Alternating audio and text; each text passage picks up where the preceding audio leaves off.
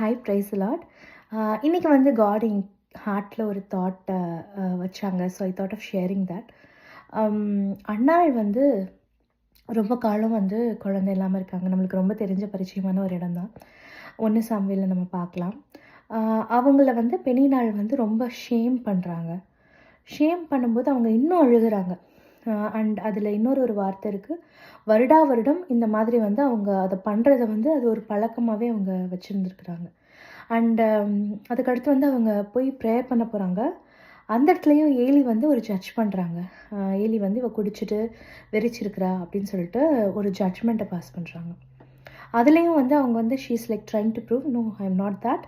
நான் வந்து என் இருதயத்தை வந்து உடச்சி ஆண்டோட சமூகத்தில் நான் ஜெபிச்சிட்ருக்கேன் அப்படின்னு சொல்லி அவங்க சொல்கிறாங்க. அதுக்கப்புறமா வந்து ஏலி வந்து அப்படின்னா உனக்கு வந்து ஆண்டவர் வந்து நல்லது செய்யட்டும் அப்படின்னு சொல்லி ப்ளஸ் பண்ணி அனுப்புகிறாங்க. அந்த இடத்துல ஒரு வசனம் இருக்குது, இனி அவள் துக்கமுகமாய் இருக்கவில்லை அப்படின்னு சொல்லிட்டு இருக்கு. She got healed. அவள் வந்து ஆண்டவருடைய வார்த்தையை வந்து நம்புகிறா. ஏலியின் மூலமாக கொடுக்கப்பட்ட வார்த்தையை நம்பிட்டு அவள் துக்கமுகமாக அதோடு இருக்கலை.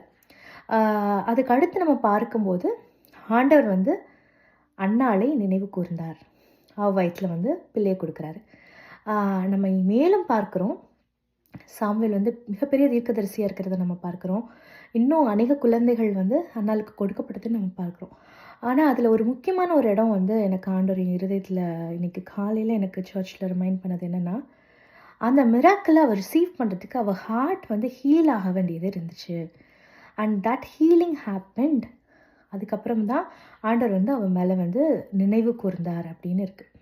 வருடா வருடம் இப்படி வந்து அவள் வர்றதும் அவரோட இருதயம் உடைக்கப்படுறதும் அது நடந்துக்கிட்டே இருக்கிற காரியமாக இருக்குது. ஆனால் மிராக்கிள் எப்போ பிரேக் த்ரூ நடக்குது அப்படின்னா, அவளுக்கு ஷேம் வருது, அவளுக்கு டிஸ்ஹானர் வருது, அவளுக்கு ஜட்ஜ்மெண்ட்ஸ் வருது. அது எல்லாவற்றையும் அவள் ஆண்டோட சமூகத்தில் வச்சுட்டு எப்போ அவள் ஹீலாக அவளை ஒப்பு கொடுக்குறாளோ, துக்கமுகமாய் இல்லாமல் இருந்தாலோ, அதுக்கப்புறத்துல தான் ஆண்டவருடைய வார்த்தை வந்து அவளோட வாழ்க்கையில், ஆண்டவருடைய ப்ராமிஸ் வந்து அவளுடைய வாழ்க்கையில் நிறைவேறதை நம்ம பார்க்குறோம். ஒருவேளை வந்து அவள் உடஞ்சி போகிறது, ஏன் அவள் உடஞ்சி போகிறா? She wasn't convince that okay Samuel வந்து எனக்கு கொடுக்கப்பட்ட ப்ராமிஸ் இல்லை அப்படின்னு அவள் நினச்சிருந்தாள்னா உடஞ்சி போயிருக்க மாட்டாள். அவளுக்கு தெரியும் ஆண்டவர் அவள் வாழ்க்கையில் பண்ணுவாருன்னு தெரியும். அதனால அவள் வந்து she remained in that. And ரெண்டாவது விஷயம் நம்ம பார்க்கும்போது, she have been through that shame, dishonour எல்லாமே அவளுக்கு அங்கே நடக்கப்படும்போது, ஜட்ஜ்மெண்ட்ஸ் நடக்கப்படும்போது உடஞ்சி போகிறது வந்து எல்லாரே போலேயும் அவளும் உடஞ்சி போகிறது தான். அது வந்து நிர்ணயிக்கப்பட்ட காரியம். லைக் இட் ஹேப்பன்ஸ்ல. நம்மளை யாராவது நெருக்கும் போது, நம்மளை யாராவது அவமானப்படுத்தும் போது நம்ம உடஞ்சி போவோம், நம்ம அழுவோம். ஆனால் அந்த ஹீலிங் நடந்ததுக்கு அப்புறமா தான், அந்த ஹார்ட் ஹீல் ஆனதுக்கு அப்புறமா தான் மிராக்கிள் ஹேப்பன். எனக்கு ஒரு வார்த்தை இப்படியா ஆண்டவர் நினைவுபடுத்தினார். அதாவது from the place of healed, grace happens, miracle happens. நம்ம உடைக்கப்பட்டு நொறுக்கப்பட்டு ஒரு ஒரு ஒரு காரியத்துக்காக நம்ம காத்திருந்தோன்னா மிகப்பெரிய ஒரு மிராக்கிள் ஆண்டவர் நம்ம வாழ்க்கையில் பண்ணுவார் நிச்சயமாய். அதற்கு முன்னாடி வந்து அந்த ஷேம்லேருந்து நம்மளோட மிராக்கிள் நடக்காது. அந்த டிஸ்ஹானர்லேருந்து நம்மளுக்கு அந்த மிராக்கிள் நடக்காது. அதுக்கு முன்னாடி ஆண்டவர் அவரோட கரத்தினால அந்த ஷேமை எடுத்து மாற்றுவார், அந்த டிஸ்ஹானர் எடுத்து மாற்றுவார். அதற்கான ஓப்பன்னஸ் ஆண்டவர் நம்ம ஹார்ட்டில் எதிர்பார்க்குறாரு.